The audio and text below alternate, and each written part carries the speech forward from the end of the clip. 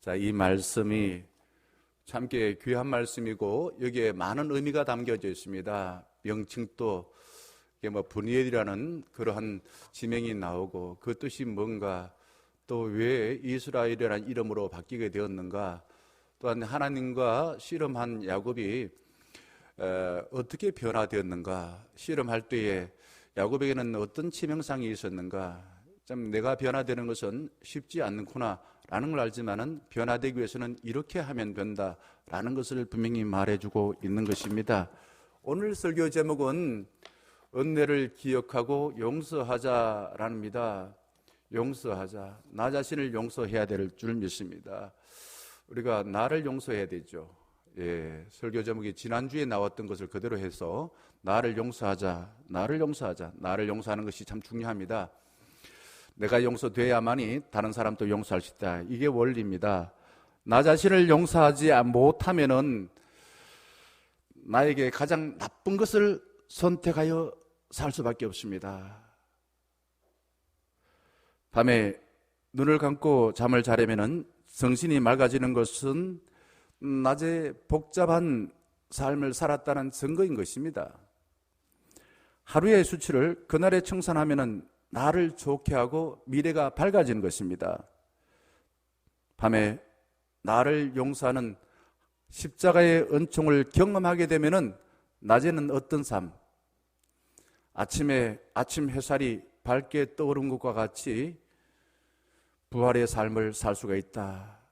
그러니 밤에는 십자가, 낮에는 부활, 이것을 잘 받아들이는 것, 이 삶을 매일매일 반복하는 삶이 참 귀한 것입니다.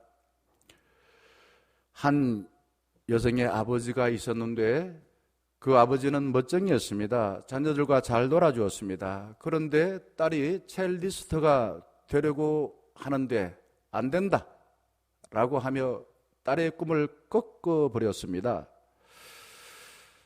세월이 지나서 이 아버지가 딸의 삶을 좌절시킨 것에 대한 미안한 감정이 생겼어요. 괴로워서 술로 나날을 보내다가 위암에 걸렸습니다. 결국은 병원에서 사형 선고를 받게 되었습니다. 딸은 아버지의 임종 소식을 듣고 병원으로 달려갔습니다. 아버지가 딸에게 화해 말을 합니다. 딸아, 나를 용서하렴. 무척 중요한 이야기입니다. 죽을 때 써야 이런 이야기를 했는데 평소에 이렇게 살면 얼마나 좋을까. 딸아, 나를 용서하렴. 내가 너의 길을 막아서 너를 힘들게 했지. 나는 너의 앞길을 막은 죄책감에 내 스스로가 화가 나서 매일 술로 위로를 받으려고 했단다. 너를 끝까지 책임지지 못해서 미안하다. 아버지 말을 들은 딸이 눈물을 뚝뚝 흘리면서 아버지에게 용서합니다.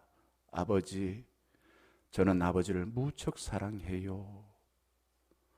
참 간단한데 이 말하기가 얼마나 힘이 들고, 이런 용서를 통해서 화해 역사가 일어난 게 얼마나 아름다운데, 삶을 살아가는 데 가장 중요한데 이런 역사가 잘 일어나지 않아요. 왜? 실천하지 않으니까 그래요. 아버지는 딸의 손을 잡고 평안하게 눈을 감았습니다. 아버지가 돌아가시고 난 뒤에 딸은 아버지를 생각할 때마다 감사한 마음이 들었습니다. 딸이 무슨 일을 하든지 즐거웠습니다. 우리가 예배 시간에 새벽 기도를 마치거나 언제든지 기도를 하려고 하면은 저절로 눈을 감 때에 좋은 생각이 나는 것이 아니라 과거에 숨겨진 숙취가 드러나서 어떻게 합니까? 버떡 눈을 뜨고서 그냥 성령 차순을 가지고 집으로 돌아가려고 합니다. 기도를 깊이 하지 못하는 이유는 내가 살아왔던 삶의 과거의 수치가 드러나기 때문이었습니다. 하나님 앞에 서게 될 때에 내 자신의 과거의 수치가 저절로 드러난다. 이것은 원리입니다. 아주 원칙이에요. 오늘 주신 말씀을 보게 되면은 야곱은 앞부분에 아버지 집으로 돌아가려고 먼 길을 달려왔습니다. 이제 야복강만 건너면은 자신이 태어나고 자신이 사랑하는 아버지와 형 에서를 만날 수가 있었습니다. 그런데 오늘 본문 앞부분 보게 되면은 야곱은 자기 가족들 그리고 자기 여종들, 자기 재산을 다 먼저 보내고 난 뒤에 다 보냅니다. 달리 보게 되면 가지고 있던 걸 다 내려놓습니다. 다 내려놓고 이제 1장 1절에서 12절 보게 되면은 자기가 그렇게 중요하게 여겼던 돈을 가지고 형에게 선물을 준비합니다. 선물이란 중요한데 돈을 가지고 형과 화해하려고 시도를 하는 거예요. 무척 중요한 일이기도 하지만 요거 갖고는 잘 안 되는 부분이 알게 되집니다.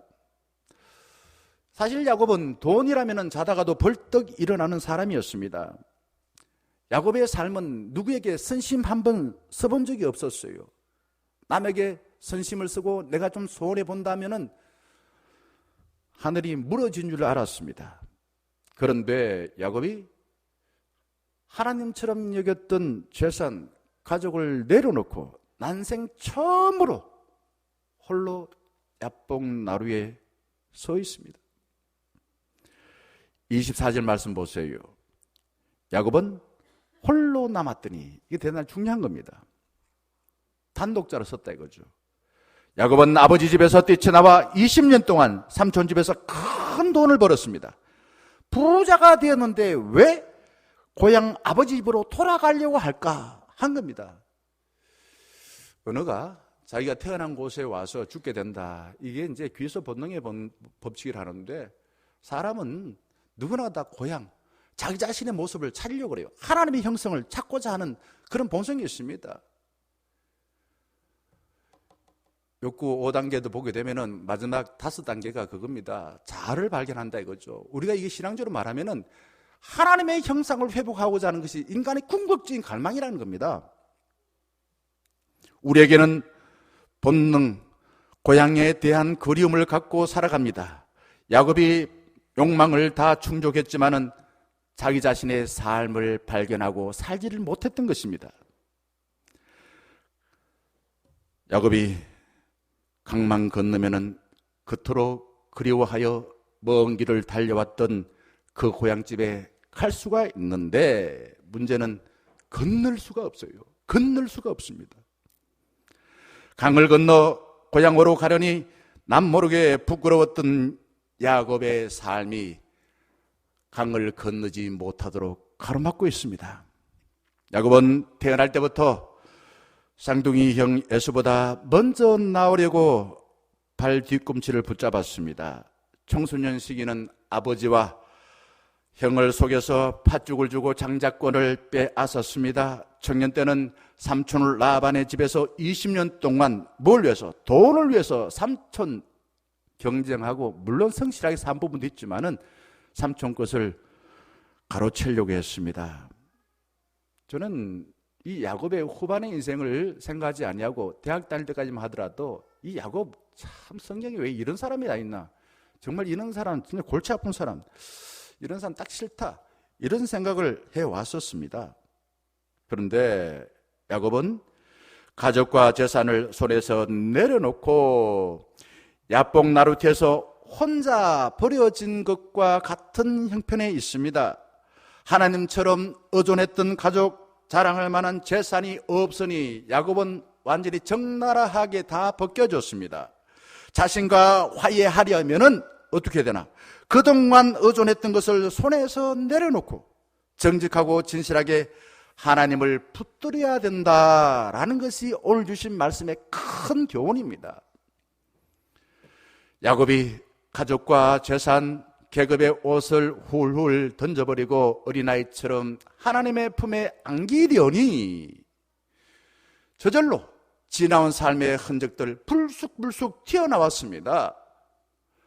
나약하고 더러운 자신을 발견하고 수치를 가려주실 하나님께 손을 내밉니다. 주여 은혜를 베풀어 저의 지나온 삶의 수치를 다 가려주시옵소서. 하나님께 손을 내밀어요. 이것을 우리가 성경 곳곳에서 많이 볼 수 있지만 대표적인 사람이 모세입니다. 모세는 바로의 궁궐을 거기에서 뛰쳐나와서 아무것도 가진 것이 없고 자기의 장인이 될 사람의 집에서 머슴살이를 할 때에 그 양을 치고 있었습니다.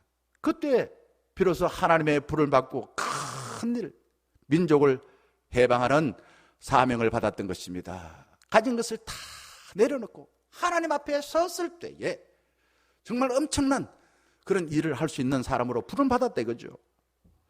저는 그 오디션 프로그램 가운데에 복면가왕이라는 프로그램을 주일 오후니까 편안하게 좀 볼 때가 있습니다. 그 프로그램을 보면서 이런 생각을 해봅니다. 나는 목사인데 목사라는 직분, 그리고 학벌, 가족들, 외모, 조건을 다 내려놓으면 과연 나는 어떤 모습일까? 저는 나이가 들면서 깨닫는 것이 있습니다. 젊은 때는 뭐 이렇게 몸이 자기 몸이 예쁘다고 자꾸 벗으려고 그러지만은 이제 나이가 중년의 이유가 되어지고 또 사람의 수치가 있으니까 옷을 입어야 사람이 예쁘구나, 이런 생각이 자꾸 들어요. 그런데 나를 용서하려면은 실패를 감추기 위해서 명품으로 두르고 외모로서 과시하고 학벌로서 내가 대단한 사람으로 생각하고 돈으로서 힘으로서 덮고 있던 윗선의 삶을 훌훌 던져버리고 조용히 주님 앞에 서야만 됩니다. 가장 저비용으로 확실하게 나 자신을 용서하는 비결은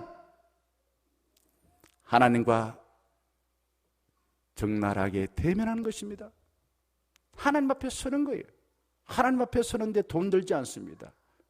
하나님 앞에 서는 것이 나를 용서하고 나를 새롭게 하는데 가장 좋은 방법이라 이거죠. 많은 사람들이 코로나로 마스크를 쓰지 않아서, 마스크를 써서 화장을 하지 않아서 좋다, 이런 이야기를 합니다. 저는 그 마음을 충분히 이해합니다.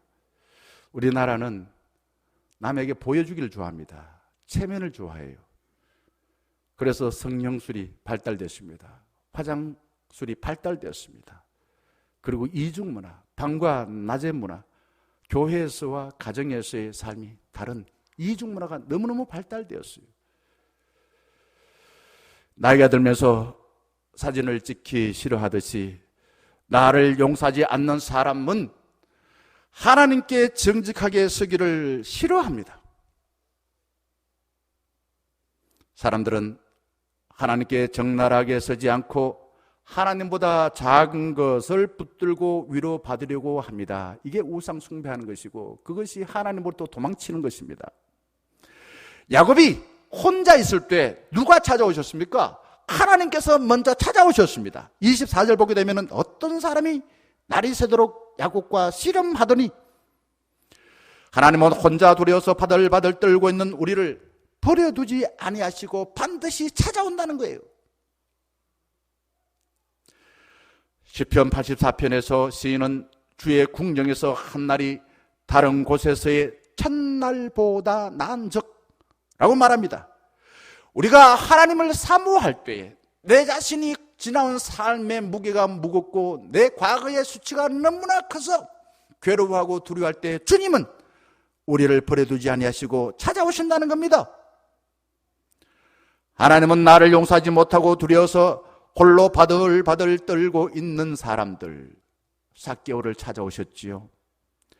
죄를 짓고 풀잎으로 자신의 수치를 감추고 나무 뒤로 숨어있던 아담을 찾아와서 아담아 아담아 내가 어디 있냐고 부르시지 않았습니까? 동생을 죽이고 숨어있던 카인을 찾아와서도 어김없이 카인의 이름을 부르면서 하나님은 내게로 돌아오라 돌아오라 내게로 돌아오라 카인아 카인아 카인아 이름을 부르시면서 찾아오셨습니다. 예수님이 이 땅에 오신 목적이 무엇입니까? 누가복음 19장 10절에 인자가 온 것은 잃어버린 자들을 찾아 구원하려 함이라 라고 말씀하십니다. 오죽하면 길 잃어버렸겠습니까? 자기 삶을 잃어버렸겠습니까?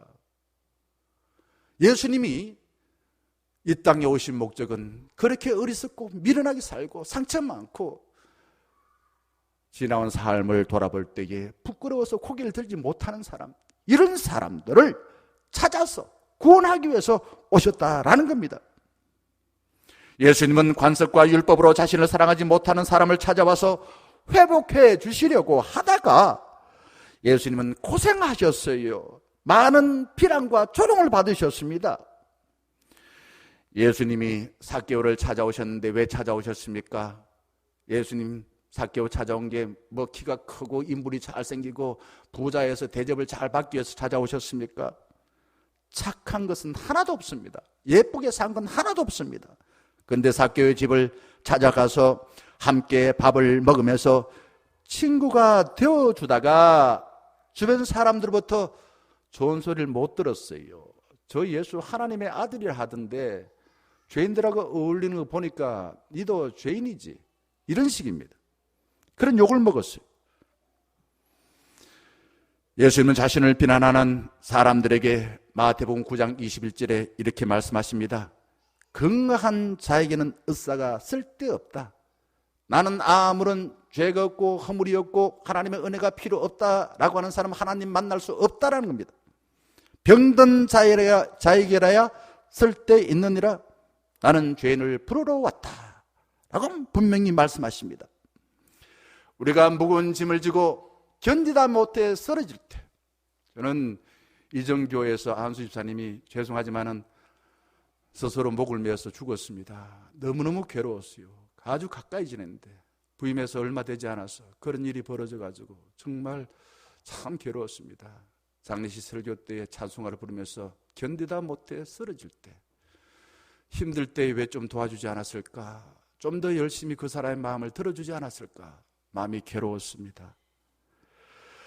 하나님께서는 무거운 짐을 지고 견디다 못해 쓰러질 때 나를 만나라 라고 말씀하시며 그 쓰러진 자를 찾아오신다는 거예요.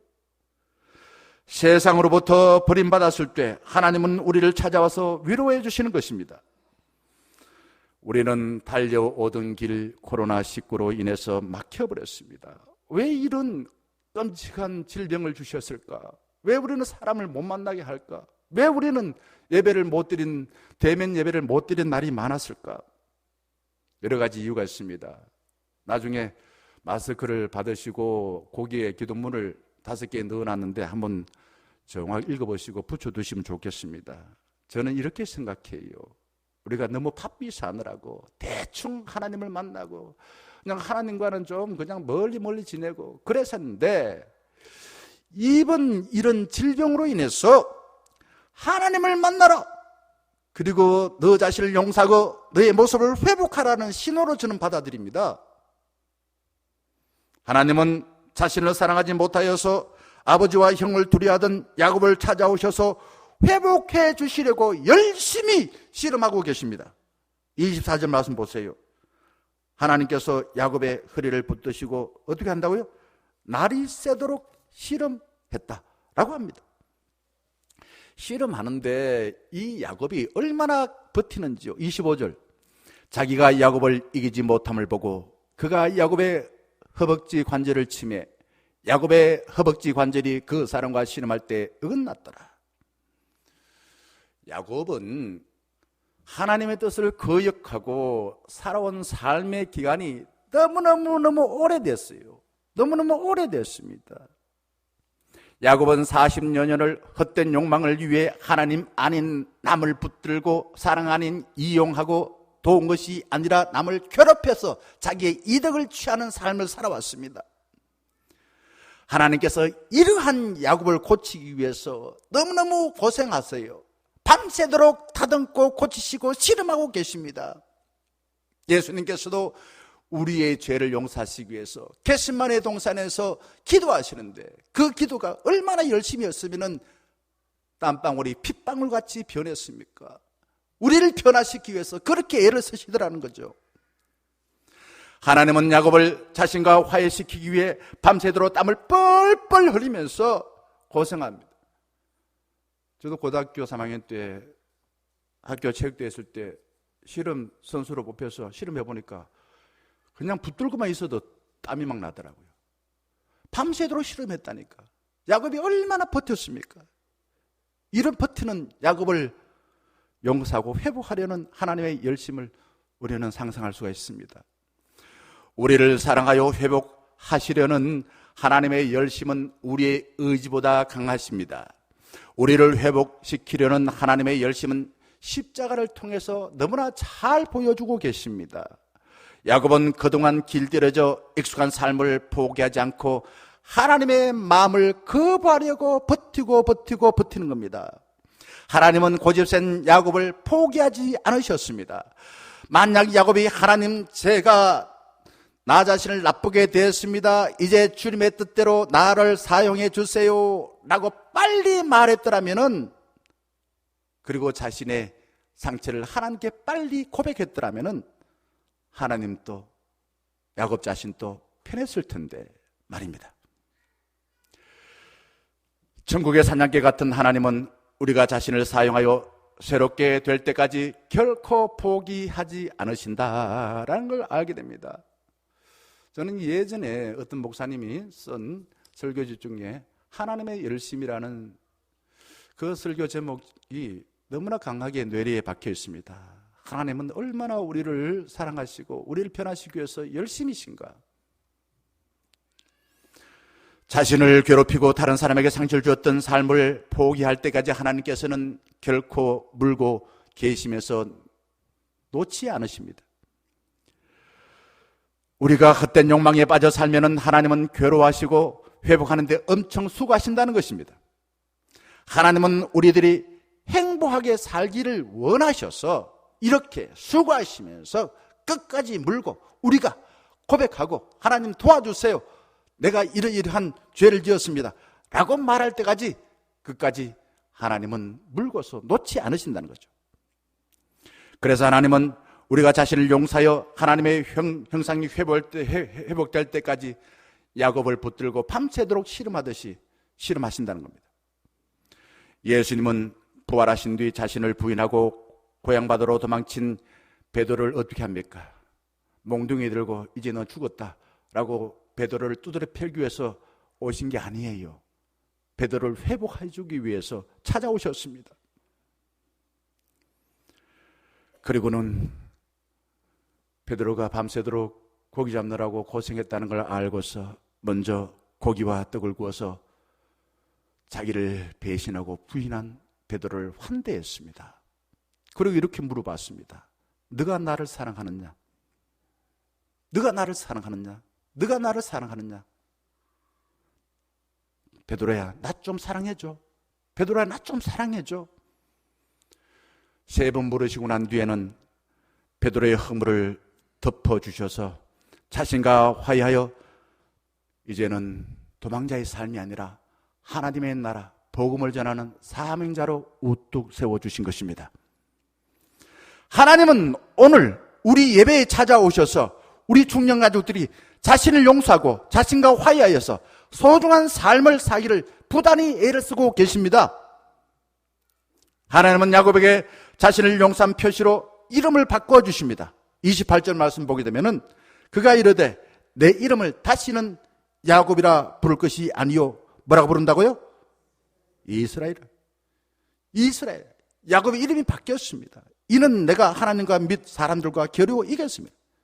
여러분, 이 말을 하기까지 하나님이 먼저 야곱에게 네 이름이 무엇냐? 라고 물어봤습니다. 그러자 야곱이 뭐라고 대답했습니까? 나는 야곱입니다. 이게 무슨 뜻인가 이게?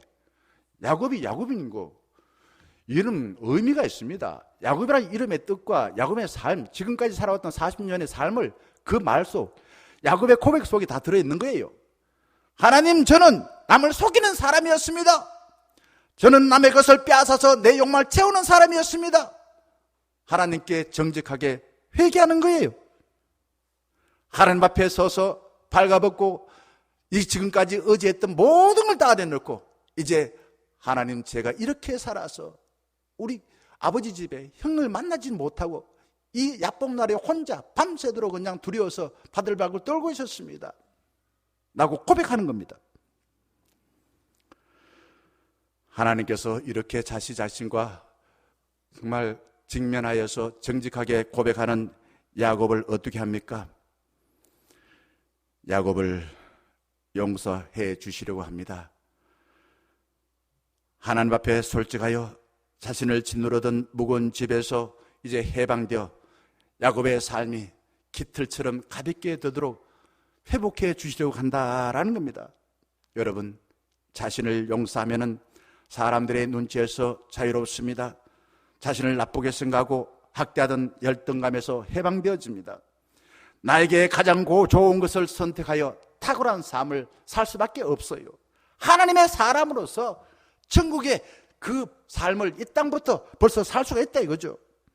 나에게 가장 좋은 것을 선택하는 삶을 살기 위해서 나를 용서하고 내 자신과 화해해야 되는 것입니다.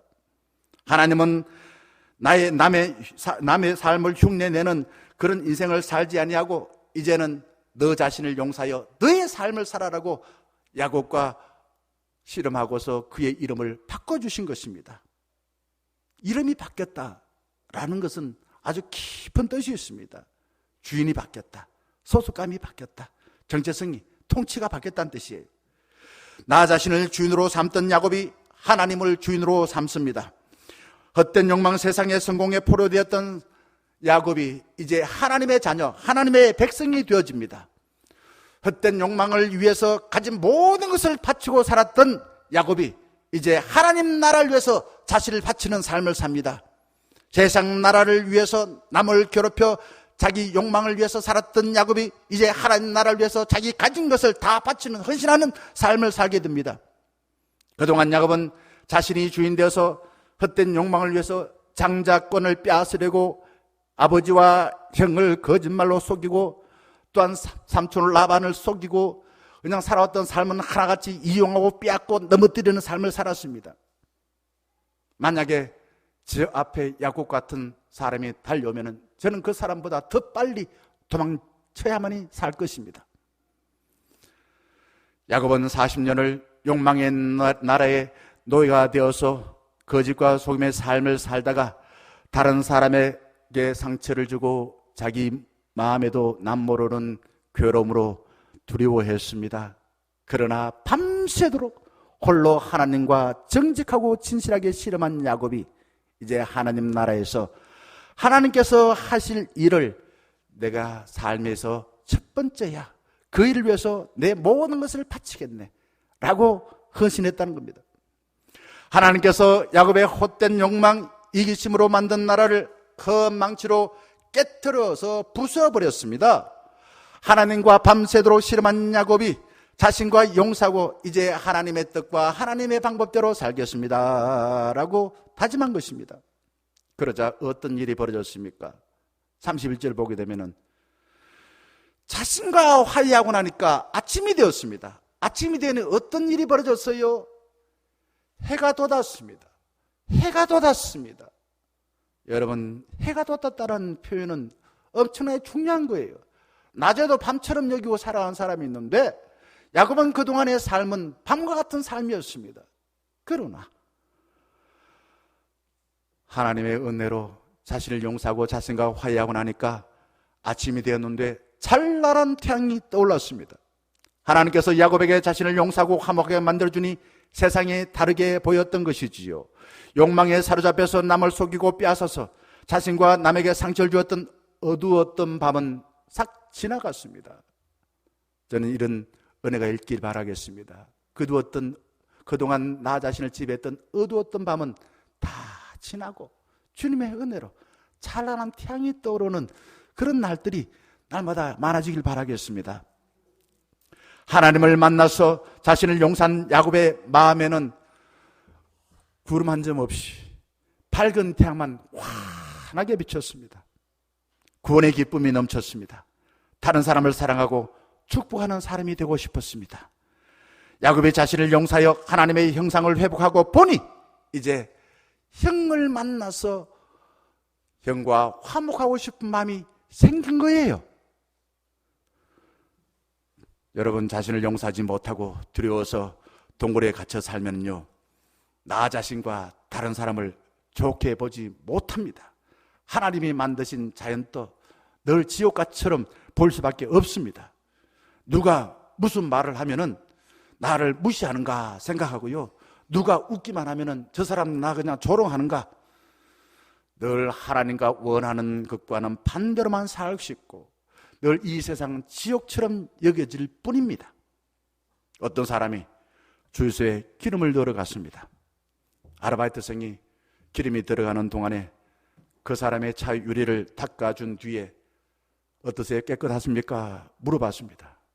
그러자 운전자는 아니요. 다시 아르바이트생이 비누칠을 하고 열심히 닦았습니다. 깨끗합니까? 아니요. 또 열심히 닦아줬습니다. 또 물어봤습니다. 아니요. 그러자 아르바이트생이 주인한테 말합니다. 사장님 죄송하지만은 안경을 벗어서 저에게 좀 주십시오. 아르바이트생이 안경을 닦아서 주인이 끼워보았습니다. 안경 알이 깨끗하니 세상이 환하게 보였던 것입니다. 사람은 자기 자신의 마음의 상태로 나 자신과 세상과 다른 사람을 보며 살아가는 것입니다. 그리스도의 사랑에 푹 빠져서 하나님의 은혜를 입을 때 내 마음이 천국이 되어지고요, 세상이 아름답고요, 다른 사람들이 사랑스럽게 보이고요, 모든 일이 즐거워질 줄 믿습니다. 사랑하는 중녀가족 여러분, 두렵지만 용기를 내어서 그동안 나를 괴롭히고 다른 사람에게 상처를 준 더러운 흔적을 조용히 십자가에 달리신 주님 앞에 다 내려놓읍시다. 오랫동안 십자가를 바라보며 십자가 아래 내 모든 부끄러움, 내 모든 죄, 내 모든 상처를 다 묻어버립시다. 이제 주님의 손을 잡고 밝은 대낮과 같은 삶을 사시기를 주의 이름으로 간절히 축원합니다.